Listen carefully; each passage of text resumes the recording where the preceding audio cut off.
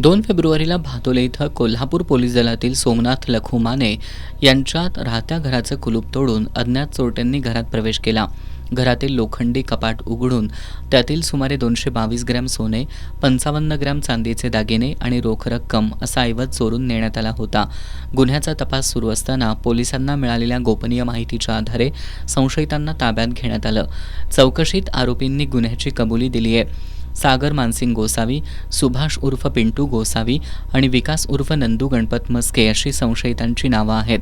132 gram सोने, 55 gram चांदी, 25,000 रुपये रोख रक्कम आणि चोरीच्या पैशातून खरेदी केलेल्या 2 मोटरसायकली असा एकूण 14,11,900 रुपयांचा मुद्देमाल जप्त केलाय. ही कारवाई पेठवडगाव पोलीस ठाण्याचे पोलीस निरीक्षक प्रमोद शिंदे, उपनिरीक्षक भरत पाटील, सहाय्यक फौजदार आबा गुंडणगे, महेश गायकवाड, अनिल आष्टेकर, शरद मेनकर, आसिफ कलायगार, प्रकाश कांबळे यांच्या पथकानं केली आहे. दरम्यान अटक करण्यात आलेले आरोपी कोल्हापूर आणि सांगली जिल्ह्यातील पोलीस नोंदीवरील सराईत गुन्हेगार आहेत. त्यांच्यावर यापूर्वीही घरफोडी, जबरी चोरीसारखे गुन्हे दाखल असल्याची माहिती पोलिसांनी दिली.